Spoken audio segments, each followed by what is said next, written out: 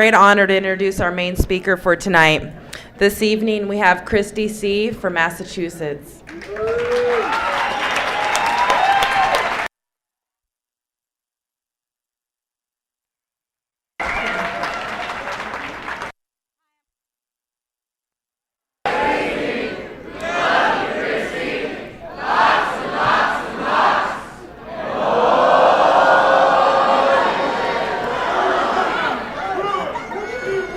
Love you too. It's really great to be here in San Diego tonight. It took me about a week to get here. I did the Western crawl. I started out and I flew into Ontario and hooked up with some friends out of Pomona. Where are they? There they are. Wait, where are they? There you are. And we decided, we went to Serenity and Yosemite. So I went from Pomona to Serenity and Yosemite with big trees and coyotes, and it was cold as hell. And then we drove to Las Vegas, and and now I'm here. And it's great to be here. And I'm wondering how my story is going to turn out. I feel a little schizophrenic. I went from the mountains to the desert with a lot of gambling and a little shows and a lot of shopping, and now I'm here at the ocean. And it's great to be here. I'm a product of Young People's and Alcoholics Anonymous, through and through. I sobered up when I was 19. My sobriety date is April the 11th of 1988, and I am a product of the never took a legal drink. And I'm a real alcoholic through and through. I can't tell you when my first drink was. I have no idea, but I have this picture that I keep really dear to me, and it reminds me of kind of where I came from. I was about 5 years old, and in this picture I have this big ass grin on my face, and I've got this glass of cream de menthe, loving it even back then. And I believe that I came out of the womb screaming, restless, irritable, and discontent. I don't remember or recall a moment ever feeling comfortable in my own skin, and I'm sure all of you out there understand that. I always felt different than. I always was searching for something outside of myself, whether it be negative attention or this or that. It was always something to try to kind of like fill that. And I took like I said, I can't remember when I took my first drink, but I remember my first drunk. And I remember it like yesterday. It's crystal clear to me. I was about 8 years old, and we were at my grandfather's birthday party, and we drank. The family drank, and they poured me my little glass of wine. And then I proceeded to go around the table to the other family members and got sloshed. Got totally sloshed. And they thought it was cute. Little did I know that there was this allergy that somebody was talking about early. The obsession, that compulsion that was about to come and burst through. And we all come from different backgrounds and places. I know for me, my household was like World War III. Like you were saying, because I had physical abuse or, craziness going on in my household, did that make me an alcoholic? No. I used to blame my parents. I used to blame my family that because I suffered this abuse and verbal and all this kind of crap that made me an alcoholic, and it's not true. I used to blame my friends. If you'd only do what I wanted you to do. I blamed my situation. I was trapped. And I thought that made me an alcoholic, and it didn't. What made me an alcoholic is that I had that allergy of the body and that obsession that comes along with that. And also I suffer spiritually, and I didn't realize that either. In hindsight, that I've been sober for a while, what I recognize is that I was always searching for that outside thing. What I understand is because of Alcoholics Anonymous, I got this God. I have this spiritual life today. And that is what I was searching for. But what happened was that alcohol became my religion. It was the alpha and the omega Little did I know that it would be the beginning and then it would be the end. And the damage that it did to me, I can go into all the war stories. You all know the war stories, but the real damage was to the soul. You know, I compromised myself over and over and over again. I used to have standards. I used to have beliefs. But when I put that booze in me, something happened. What happened was that nothing else mattered. All that mattered was that where I was going to get my next drink, who I was going to get it from, where I was going to go, what I was going to do, who I was going to do it with, and it was the focus. You know, I used to sneak down at night as a kid, and I'd be 11, 12 years old, and there was always booze in the house. And I would hit the refrigerator at night to calm that storm. You know, I didn't drink out of peer pressure. I drank because when I drank, I liked that effect, like it talks about in the big book. It numbed me. I didn't have to feel all that crap. The only type of emotion that was allowed in my house was we screamed. We had a lot of anger, and there was a lot of sadness too. But, you know, it was like it numbed that. It was the great eraser. I didn't have to feel that pain. I didn't have to feel that degradation that I would kept causing myself. You know, and I won't say that I was an alcoholic. Well, take that back. I drank to get drunk, you know. I don't ever remember just having one drink. I did. I drank to get drunk. Didn't want to feel. Oblivion, you know. And for me, everything else is but a symptom of. You know, I'm an alcoholic. I know that to the depth of my being. But you know what? I tried everything. Drugs, men, food, money, anything to fill that hole. And as it progressed, you know, it started out okay. You know, I was doing good in school. I did this, I did that. But slowly but surely, it was like booze became the center of my world. And that's all that mattered. It's all that mattered. And when I was going to get drunk. And everything else became less important till there was nothing else but that. And it was scary because I couldn't imagine what my life was going to be like without it. And during this progression,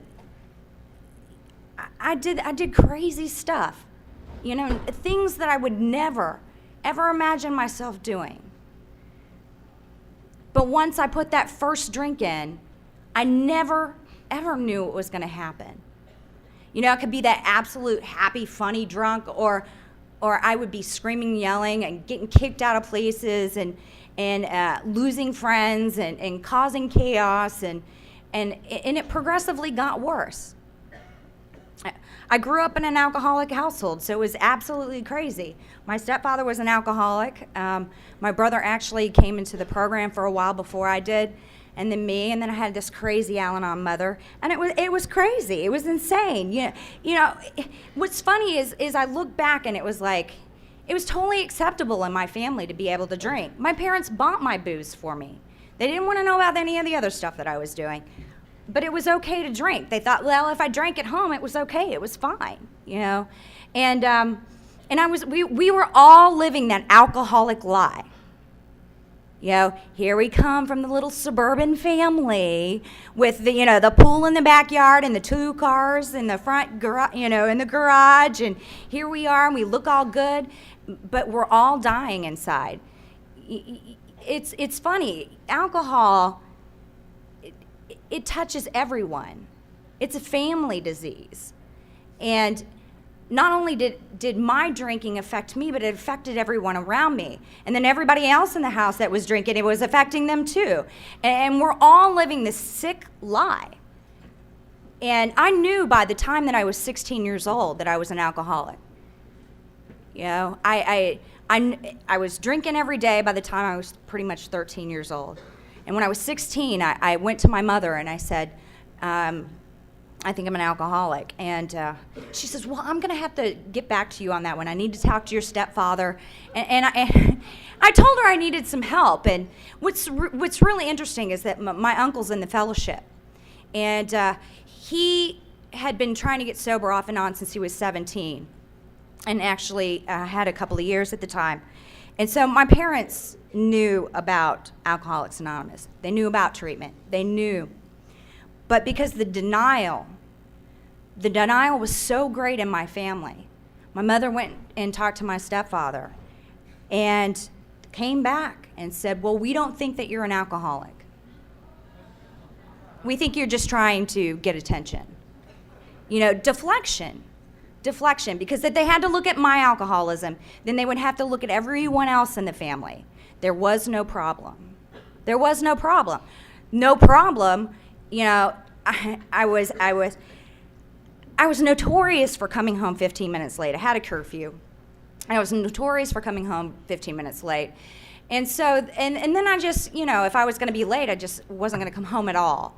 So, you know, that progression and that pattern. So I was, you know, I was running the streets and I was going to bars and I was hanging out with people that I wasn't supposed to be hanging out with. And I was doing things that I wasn't supposed to be doing because I thought I was so grown up and so mature and we were just having fun. But, you know, little by little, I was devastating my soul.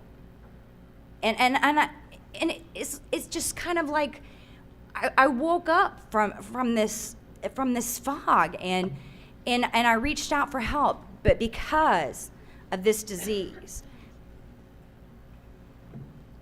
it was ignored. And so I continued to drink, and I continued to do all the other things. And it continued to get worse. I didn't think that it could get worse, but it always did. It always got worse. And then, you know, they talk about in the book, they talk about the solemn vows, the solemn oaths, I'm going to quit. And I tried quitting, and I couldn't. And it was like this vicious cycle of not knowing what I was going to do, not knowing where I was going to be, not knowing who I was going to wake up next to, not knowing what kind of situations I was going to put myself in. And I was dying. The fear of waking up every day just consumed me. And I think that fear that just ran my life and the lies, my life was this huge lie. And it was so insane and it was so out of control. And there was nothing that I could do or I could feel that could stop that craziness and that insanity. Right before I got sober, I graduated from high school by the skin of my butt.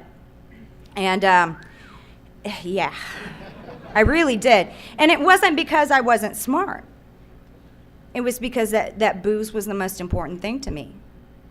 And the way that I passed high school was that I got A's on my test, and that was how I passed high school.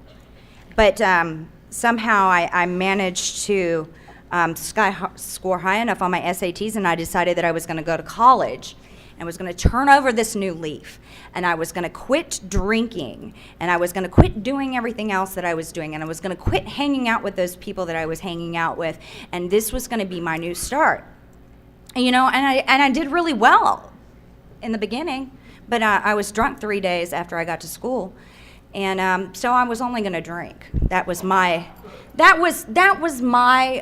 rationalization. I was only going to drink, and I did okay. I achieved these things that I thought were important to me at the time. I was president of my freshman class, and I made a 3.8. I made the dean's list, and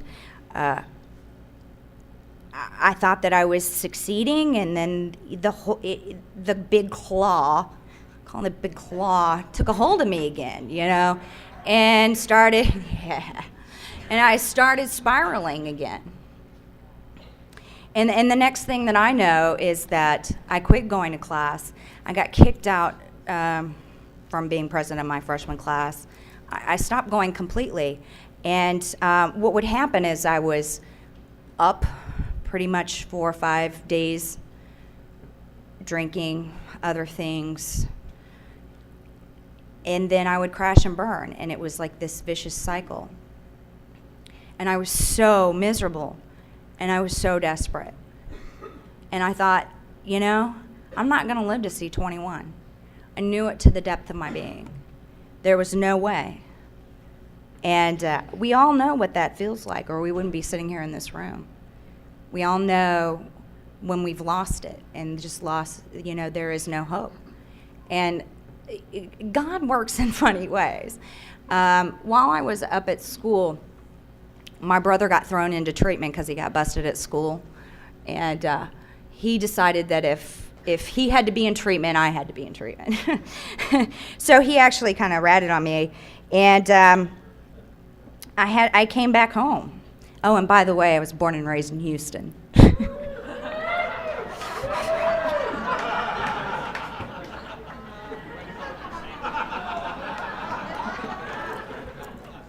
Thought I'd throw that one in. So I came back home. And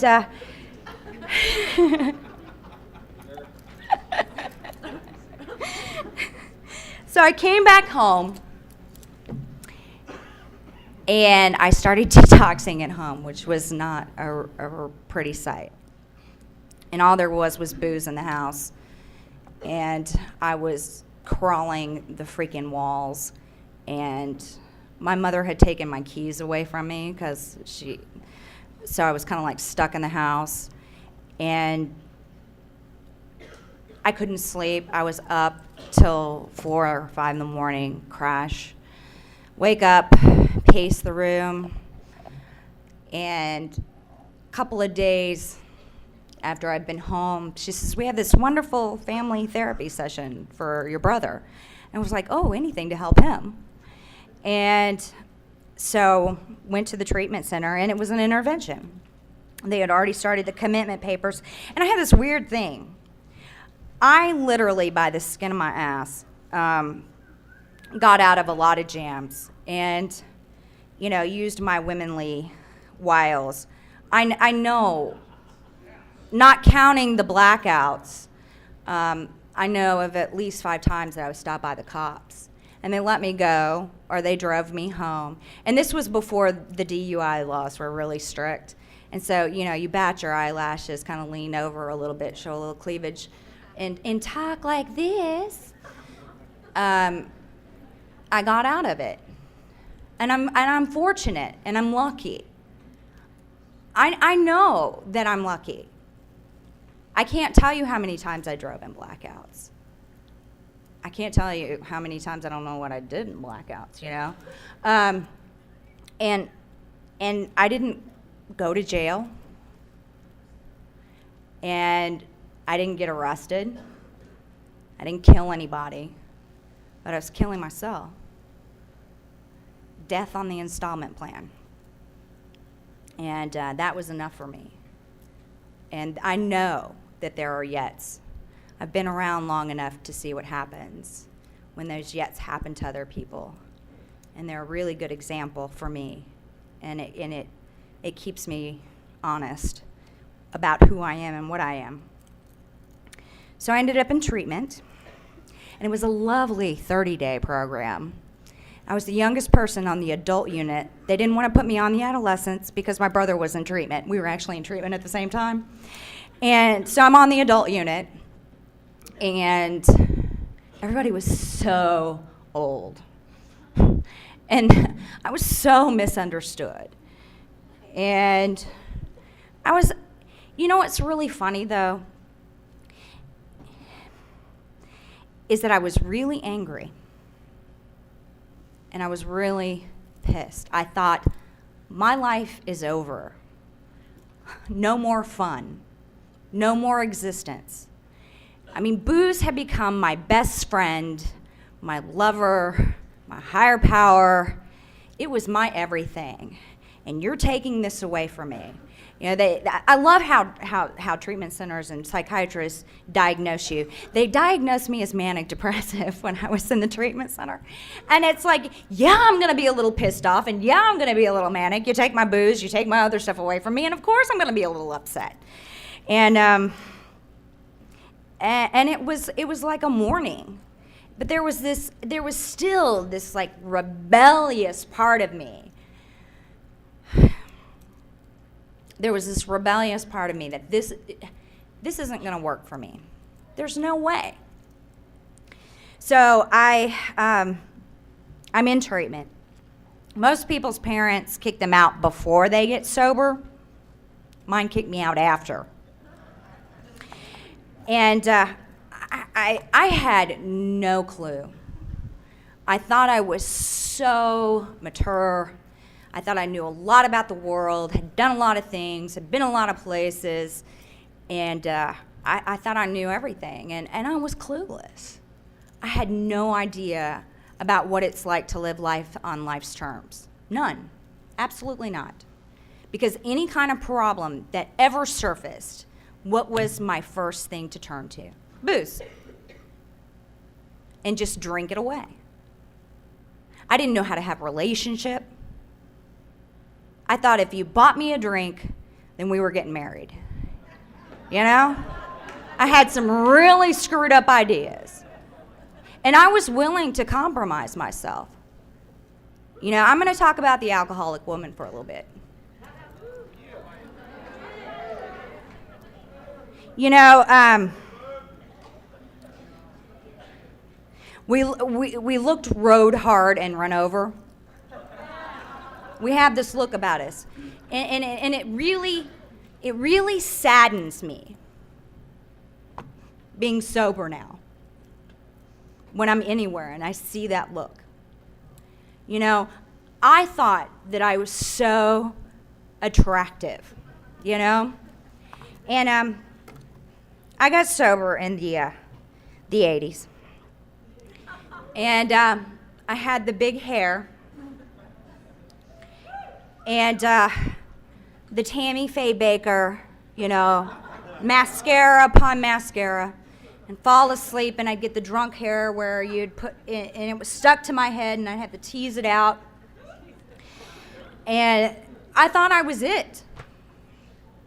And now when I see that, it makes me sad.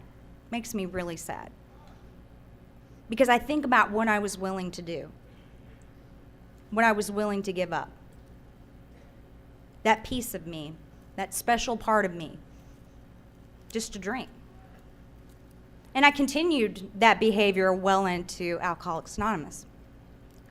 I would like to say that I was a shining example when I walked through the doors. And then I took every suggestion that you gave me. And I read the big book, and I went to meetings, and I had a sponsor, but I didn't. And I suffered. The good news is that I didn't drink. The bad news was that my behavior was exactly the same as it was when I was out there drinking. And that catches up with you. I would walk into meetings, and I could see the difference in people. And I would see that glow in their eyes. And I would say, they're lying. That can't be real. I will say this. The one thing that I did do, and I really believe that that's why I'm standing here in front of you today, is that I did go to meetings. And well, I had nowhere else to go. In Houston, where I got sober, they have the Post Oak Club. So if y'all are ever in Houston, go to the Post Oak Club. There are meetings there around the clock. So no matter what time of the day it was, there's usually a meeting on the hour. And they're open early, and they closed late. And they had chairs and couches and snack bar. And so there was a place where I could go. And I think some of that started to seep in a little bit. I started to recognize that you weren't lying, that you were happy, that your lives were changing. And I would go into those meetings and I would spout the freaking rhetoric and tell you how wonderful I am and how wonderfully I'm doing. But I'm sitting there in that chair and I feel like a fraud. I feel like a fraud. I hadn't worked the steps. I was still lying. I was still manipulating. I was still conning. I was stealing. I was cheating. I was still perpetuating all that same behavior. And it sucked. And it started to overwhelm me. I'm sure it started to overwhelm me. But I would and I was mean and I was really cruel. It was kind of like, it was kind of like a television show of 90210. I hate you, so I'm going to get all my friends to hate you, kind of thing. I didn't know how to have relationships with other people. And what it was is I was scared and I was terrified of you. What if you didn't like me? What if you knew who I really was? What if you knew that I wasn't doing the deal, even though I'm sitting there spouting how wonderful I am and how the program of alcoholics works and blah, blah, blah, blah. And you knew that I was lying the whole time. And my behavior was so whacked. I was searching for all this outside attention. And I'm going to relay this one little story because I think it's really important. It says a lot about what I was willing to do at the time. It was a Friday night, and I got all dolled up. It's the 80s, so I had my spandex on. Short spandex. 3-inch heels, hair teased, and it was like I was going to a freaking bar. And I stroll in. And I did this a lot. Because I wanted you to like me. Especially the men. And I continue to act out on this behavior. And I came home one random day, and I had almost close to a year. Now I've been living like this for a year. And every day was getting worse and worse. And I was just existing. I mean, if you lit a match next to me, I'd probably blow up, so freaking dry. And I came home, and I had 6 of my friends some of them that I had gone through halfway with, sit me down, and they said, "Kristi, we love you, but we don't like you. And you have a week to move. And we hope that you do well." And therein, I had that little moment of clarity. What I was doing wasn't working for me. I would walk into meetings, and there would be meetings about God. And we have a lot of steps that talk about God. And I would get up and I would leave.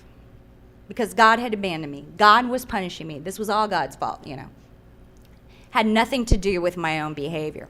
Had nothing to do with what I was putting out there. And I was miserable. And I knew at that moment that something had to change. I had tried not working the steps. I had tried not having a God. I had tried it my way, and I was suffering. And thank God for that little moment of clarity. And I decided that I wasn't going to drink. I decided that even though all this stuff had been going on, my life was better. It was better. I wasn't putting myself into situations where I could have been hurt. Even though it was chaotic and there were times where the inner misery, there were still people somewhat that loved me. And you people gave me hope when I continued to walk through the doors. So I made the decision that I wasn't going to drink, and I found the meanest sponsor I could find. Somebody who wasn't going to put up with my crap, because I had a line for everything. You had a reason. I had an excuse. There was always a but. I'm different. I'm not different. I'm not terminally unique. I'm a drunk. And the steps apply to me. I tried it my way. So I decided I was going to try it Alcoholics Anonymous way. So obviously, I'm going to start talking about the steps. And not just how it works steps. I am convinced, thoroughly. I'm a firm believer in the preface and the forwards and the first 164 pages of the big book. I found that sponsor, and we started reading paragraph by paragraph. And if I didn't understand something, we had the dictionary. But there were some concepts that were difficult for me to wrap my brain around. Responsibility, that was a big one. Being honest, that was a big one. But with her aid and her guidance, my life started to change, and it started to become different. And she started to instill some form of discipline within me, in a form of commitment. And she talked about service, and this is how I got involved in service. My first job was at the Whitney conference, and she put a garbage bag in my hand and said, "Go around, pick up the trash." And I was like, why do I have to pick up the trash? I don't want to hear why, just go around and do it. She used to have me do stupid stuff like make my bed every day. And I'd be like, what does making my bed every day have to do with staying sober? Little did I know it was about discipline, consistency. We're going to hear these words a lot. And I started to change. And my life became different. And I found a God. And that was real different. I started to trust in something greater than myself. What I've learned from the book is not only do I suffer from an allergy of the body and then obsession of the mind and that disease of perception, but I am diseased spiritually. And it changed for me, and it was gradual. I borrowed an old-timer's, God. I borrowed an old-timer's God, and I would pray to Dick's God. And I'd be like, I don't know what I'm praying to, but my sponsors tell me I have to pray, so I'm praying. Okay, help me keep sober, and thank you, and blah, blah, blah. And what's interesting is that as I progressed with the steps, and I took an inventory, and that was interesting. I started to believe something changed. I was no longer praying to Dick's God. I was just praying, yeah? And my life started to turn around. And things became really different for me. I was no longer seeking because I started to have it within inside. What's interesting is that I would like to say that everything's been hunky-dory, my sobriety. I think that when I got sober, after I started working the steps for a while and things got a little different, I thought that life was going to be great and there wasn't going to be any problems. And then I was going to skate through and, everything was going to be roses, and I've worked the steps and I have a God and I'm in AA, and it didn't happen that way. Life happens. But what's really great is that the book of Alcoholics Anonymous gave me tools to deal with life on life's terms. And it gives clear-cut directions. And even those who aren't familiar, if you pick up the book, it tells me exactly what to do with my anger. It tells me exactly what to do with my resentments. It tells me that I'm selfish and self-centered. I am not. Yes, I am. And it tells me how to deal with any problem. And so I was given these tools. And then I had a big problem. At 3 years sober, I got really sick. And I started bouncing in and out of hospitals, and they didn't know what was wrong with me.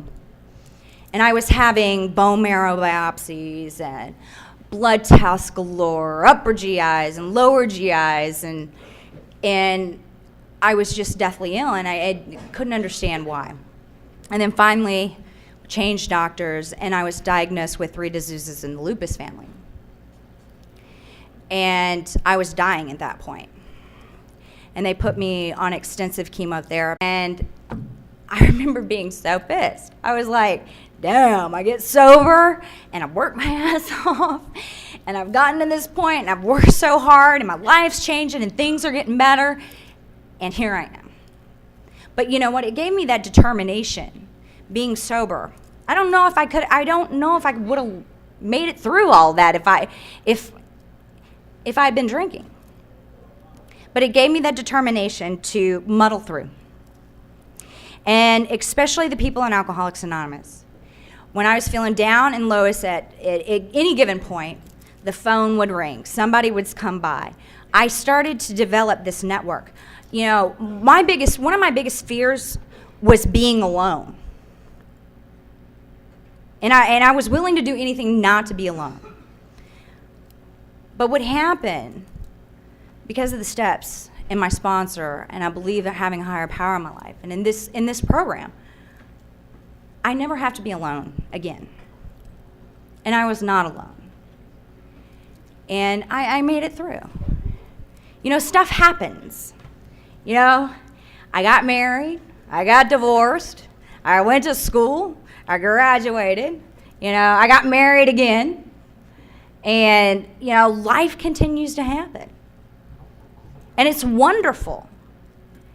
I know that I am so blessed, and I don't take that for granted. You know, I do the same exact things today that I did when I started, started over after that first year. You know, I go to meetings at least 3 a week. I work with other people. I have a sponsor. I'm continually in the book. And the one thing that I do know, and then I talk a lot about, is that I can't let the good things that AA has given me get in the way of AA. I know what my number one priority today is, and that's my sobriety. Because anything else that I have in my life, whether it be my husband, whether it be my friends, whether it be anything, you know, the car, whatever, all that would be gone in a heartbeat if I started drinking again. So I have to remember what my priority is, and I can't put anything else before that. Because I'm real quick. You know, that disease is waiting for me. It's subtle. You know, it's lurking back there. It wants me to drink. It wants me to get crazy. You know, it wants me to die. I know that if I took a drink, it's playing Russian roulette with my life. It's playing Russian roulette. You know, there's no telling what's going to happen. And I'm not willing to take that chance. I'm not. I know that I have everything to gain if I stay sober. Everything. The world is my oyster. There are things that I can achieve that are beyond me. And I know that. And I have everything to lose if I drink. I've seen it time and time again. People come in, they get happy, they get jobs, you know, life's good. And the next thing you know, they're drinking again. And that's scary to me. I have to keep my disease in perspective. And I'm not willing to compromise that. The difference today is that I know who I am. That's what Alcoholics Anonymous has given me. I am comfortable in my own skin today. I walk with grace and dignity. I am a woman of worth. I no longer compromise myself. I no longer have to be that person that I was. I'm intrinsically different because of a higher power, because I have had that spiritual awakening as the result of the steps. I am different. And I am so blessed. I have people that love me and that care about me. And I have all those things that I wanted, unconditionally, no strings attached. And I found that through Alcoholics Anonymous. I have a life worth living today. I'm happy, joyous, and free. You know, it's not to say that shit doesn't happen. You know, there are times that I still throw my temper tantrums and that I beat my spoon on my high chair. But what's different is that my definition of insanity has changed. It is not doing the same thing over and over again, expecting different results. It's doing the same thing over and over again, knowing exactly what's going to happen. And that's because I know my stuff. I've done an inventory. I know what my character defects are. I have choices today. You know, I can decide to make that decision based on self and suffer the consequences. And that's my responsibility. It's no one else's. It's not the man, it's not this, it's not that, it's mine. And I have to own it. And what's great is that today I have the ability to think things all the way through, to decide whether or not I'm going to do that or not. You know, and some days I'm willing to gamble. I'm willing to gamble that. But when the stuff hits the fan, there's no one else to blame. But the good news is I know what to do with it. I know where it goes. I know the proper place. You know, the steps help me deal with that on a daily basis. And I'm so excited to be here. Young people is an amazing thing. I still continue to go to a young people's meeting every week. I still continue in some way or another to be of service to young peoples. You are my peers. I know you. I may be 34, which is hard to swallow. I look good, don't I? Preserved, pickled well. But it's important. It's important to me not to walk away. A lot of people walk away after they've gotten sober in young people's, and you wonder where they are. You wonder where they went.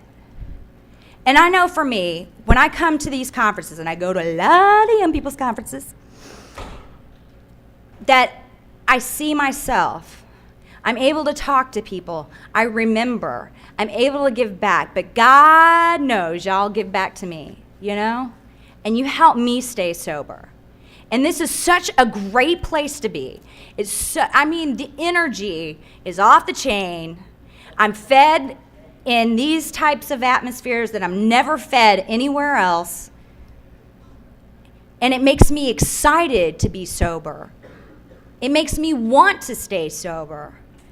The fellowship in young people's freaking rocks, and I don't care what they say.